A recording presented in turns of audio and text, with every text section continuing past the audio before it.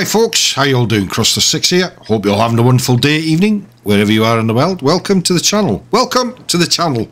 I hope you enjoy my content. And if so, if you'd just do me the honour of hitting that like and subscribe. Obviously you don't have to, and if you don't, that's fine.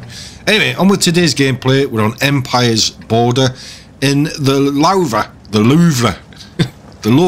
Lowe. I'm calling it the Lowe because it's a lot easier to say. Yeah, this turned out to be a fairly interesting game for me. Not too shabby, if I may say so myself. And the thing is with this map, Empire's Border, this came in on the, I think it was the Chinese server in 2014, I believe. And it didn't actually hit the all servers until 2018. And here it is. I love this map. I think it's quite a decent map. Obviously, the south side of the map is generally where the biggest dust up takes place between all the heavy tanks, and the mediums and lights generally tend to push round across the A6-7 line sort of area, and you get some that kind of nip up into where that gate is at the top of the hill there that goes between the wall, and do a bit of fighting there. But overall, it's a fairly decent map in my humble opinion, and I don't generally tend to go north very often, not really, because usually when I come onto this map I get my best shots down on the south, which is usually where the main bulk of the fight actually takes place. There's a little clown car there, but I really like the Lowe. I think it's a fairly decent tank. It's a good credit maker, in all fairness. I just like the look of it as well. It looks sleek, doesn't it? It just looks cool, albeit it's a super heavy. But the actual history behind this tank is in between 1941 and 42, which was when it was designed.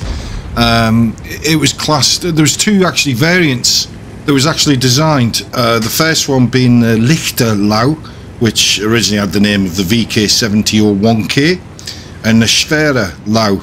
Excuse me if I I've pronounced that wrong in my like a native German language. Not.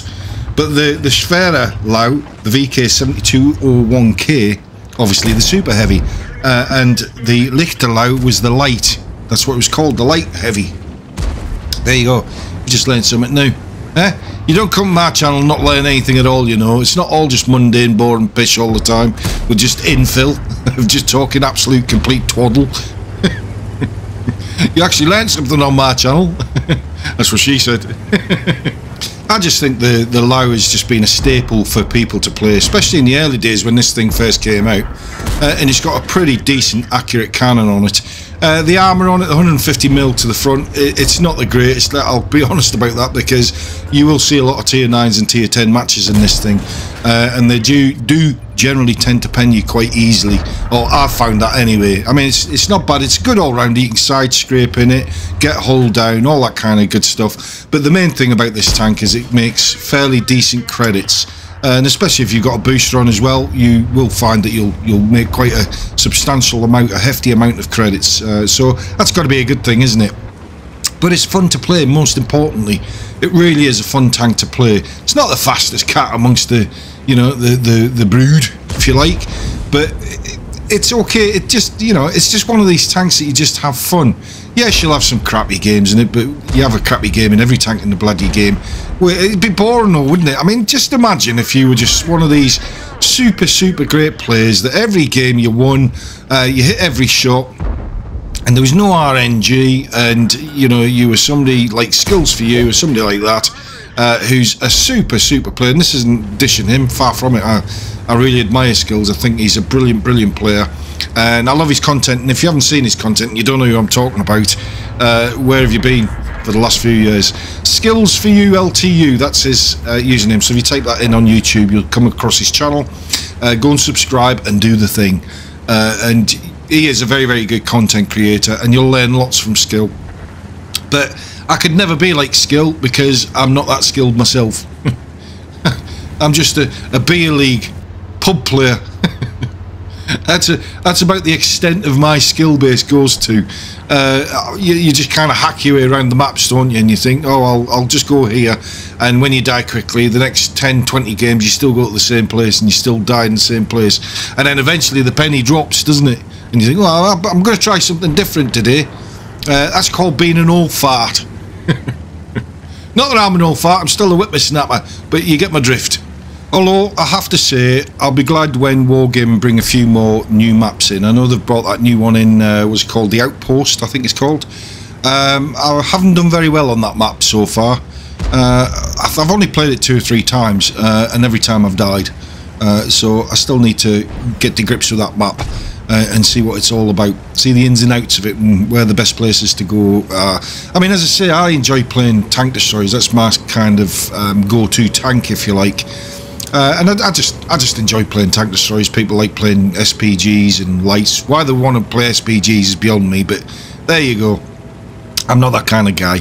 I'll play SPGs only purely for these mission that you try to do. You know, all these missions that you've got to try and get through, and unfortunately, and I say that with a capital U, you've got to use SPGs, but I can't stand them. And I know they've nerfed them and they've done all these different things, and with the lights in the game and with the new update 1.18, but it doesn't seem to stop the bastards from being able to hit me pretty much every time and doing lots of damage to me.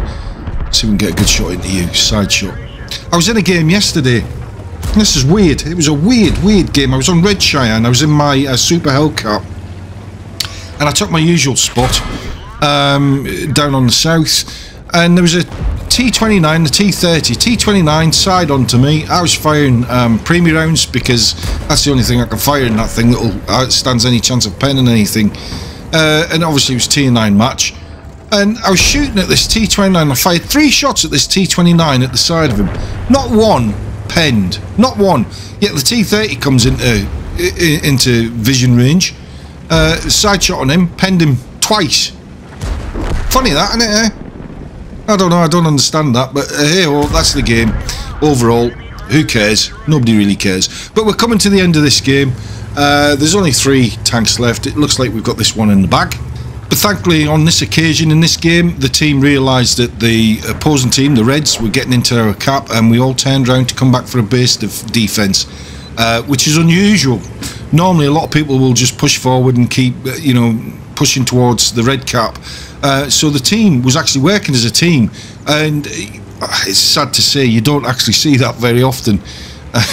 Especially, you know, when they get in and around your cap and you're still close enough. And that's what I like about this map. It's not too far away from the cap for them to, you know, time out on the base. So it gives you a chance to kind of get back in time to reset the cap, or indeed stop them from capping at all and taking them all out. But that's what I like about this map. I love it. I just think it's a great map, and visually you can't fault this, can you? I mean, come on, Wargame have done a fabulous job with the graphics in this game, in my humble opinion anyway. I know some other people might have other ideas about it, and that's their choice, I suppose.